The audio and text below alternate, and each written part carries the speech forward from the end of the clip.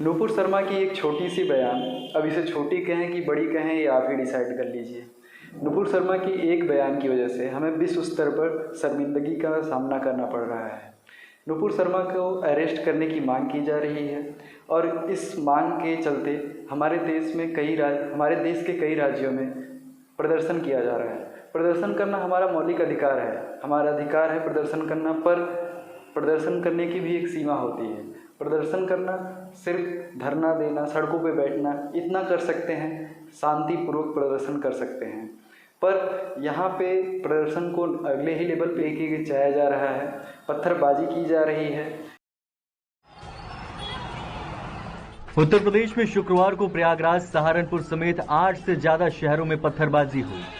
पत्थरबाजी में 60% से ज्यादा युवा शामिल दिखे। ये कोई नई बात नहीं है। साल 2008 के बाद से युवाओं के पत्थरबाजी करने की घटनाएं सामने आ रही हैं। बच्चों और युवाओं को उकसाकर पत्थरबाजी करवाई जाती है। पत्थरबाजी की सबसे बड़ी वजह गरीबी और बेरोजगारी है। युवाओं को पत्थरबाजी करने पर कपड़े और जूते दिए जाते हैं। हैरानी की बात यह है कि पत्थरबाजी करने वाले युवाओं की उम्र 25 साल से कम की है। आईपीसी के तहत 17 साल से कम उम्र के बच्चों को कड़ी सजा का प्रावधान नहीं है। अगर इन्हें गिरफ्तार किया जाता है तो ये आसानी से छूट जाते हैं। प्रदर्शन करना हमारा मौलिक अधिकार है, पर यह प्रदर्शन हिंसक प्रदर्शन में बदलता जा रहा है, पत्थरबाजी में बदलता जा रहा है। और आपको जानकर आश्चर्य होगा कि इस पत्थरबाजी में हमारे देश के 60% से अधिक इस प्रदर्शन में हमारे देश के युवा हैं, यूथ हैं, जो कि बेरोजगारी से इतने ग्रस्त आ चुके हैं कि उन्हें पैसे कमाने के लिए पत्थरबाजी करना पड़ रहा है। 500-700 रुपये देकर युवाओं को बनाया जा रहा है पत्थरबाज। हमारे देश के युवा इतने लाचार हो चुके हैं कि वो 500-700 रुपये लेकर पत्थरबाजी कर रहे हैं। अब इसमें हमारे समाज की गलती है, हमारे राजनेताओं की गलती है, या गलती किसकी है, उसको जानने के लिए चलिए समझते हैं पत्थरबाजी की क्रोनोलॉजी। नमस्कार, मेरा नाम है विशाल और आप देख रहे हैं अपडेट्स बाय विशाल। आज हम इस वीडियो में आपको ये भी बताएंगे कि पढ़ने लिखने की उम्र में बच्चों के हाथ में पत्थर कौन पकड़ाता है,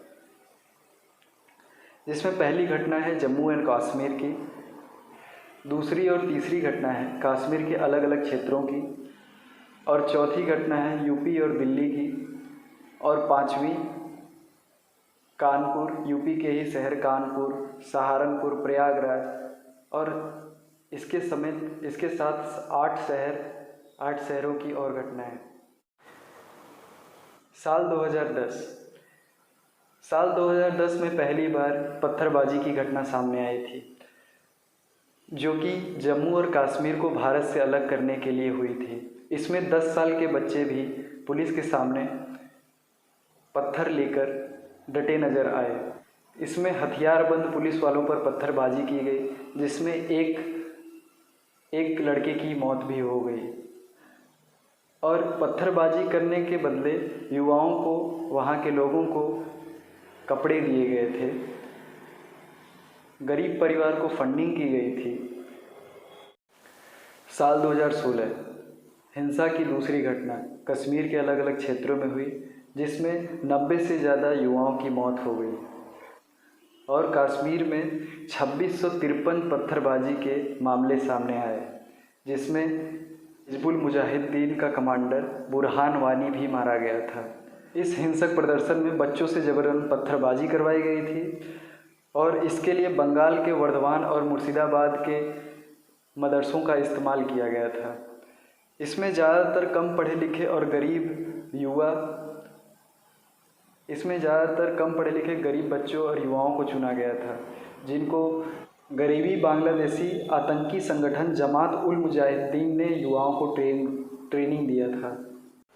साल 2017 हिंसक प्रदर्शन की तीसरी घटना।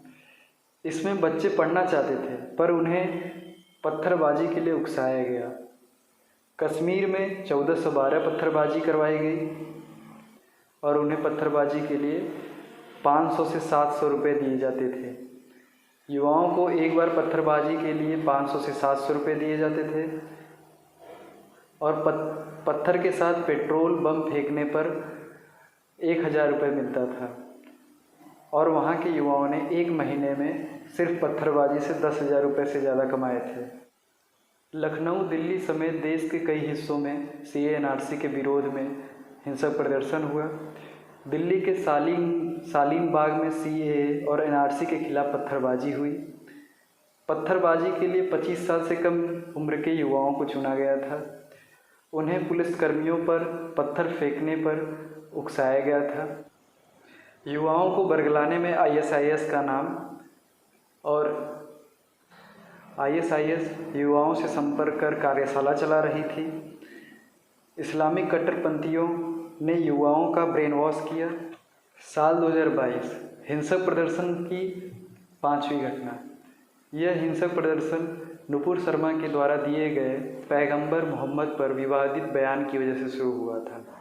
3 जून को जुम्मे की नमाज के बाद कानपुर में पहला हिंसक प्रदर्शन देखा गया। 10 जून को यूपी के 8 से ज़्यादा शहरों में पत्थरबाजी के मामले सामने आए। पत्थरबाजी में 60% से ज़्यादा युवाओं की सम्मिलित होने की आशंका है। कानपुर में हुई हिंसक प्रदर्शन में PFI का शामिल होने का दावा किया जा रहा है। धर्म के नाम पर युवाओं का ब्रेन वॉश किया जा रहा है और यहाँ पे धर्म के नाम पर उन्हें उकसाया जा रहा है कि वो पत्थरबाजी करें और हिंसक प्रदर्शन करें।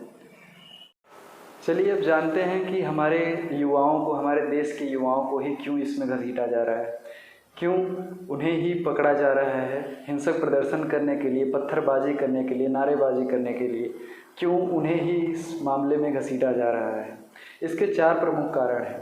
पहला ये है कि उनसे कांटेक्ट करना बहुत आसान है। व्हाट्सएप यूनिवर्सिटी का नाम आपने सुना होगा, नहीं सुना होगा तो आप जान लीजिए। सोशल मीडिया प्लेटफॉर्म है जहाँ पे खबर कम झूठ ज़्यादा चलती है, जिसमें लोग खबर पर नहीं बातों पर भरोसा करते हैं। आप जानते ही होंगे कि जिसमें मसाला रहेगा, जो चटपटा रहेगा, उसे विश्वास करने में ज़्यादा आसानी होती है।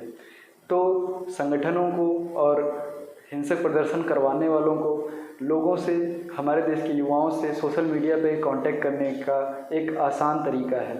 इसमें वो लोग 10 से 25 साल की उम्र के बच्चों को, युवाओं को पकड़ते हैं, जिसमें वो उनका ब्रेन वॉश करते हैं और उनसे हिंसक प्रदर्शन करवाते हैं। और उसमें IPC के तहत 17 साल से कम उम्र के लोगों के लिए कोई कड़ी सज़ा नहीं है। इसके लिए ही वो बच्चों को ज़्यादा पकड़ते हैं हिंसक प्रदर्शन करने के लिए। और अगर उन्हें गिरफ्तार भी कर लिया जाए तो उन्हें आसानी से छुड़वाया भी जा सकता है। और साल 2018 में ही गृह मंत्री राजनाथ सिंह ने 10,000 युवाओं के ऊपर से पत्थरबाजी का केस वापस लिया है। साथ ही साथ उन्होंने ये भी कहा कि युवाओं के हाथ में पत्थर नहीं, किताबें होनी चाहिए। अगर ये वीडियो आपको इन्फॉर्मेटिव लगी हो तो चैनल को सब्सक्राइब करें और वीडियो को लाइक करें। धन्यवाद।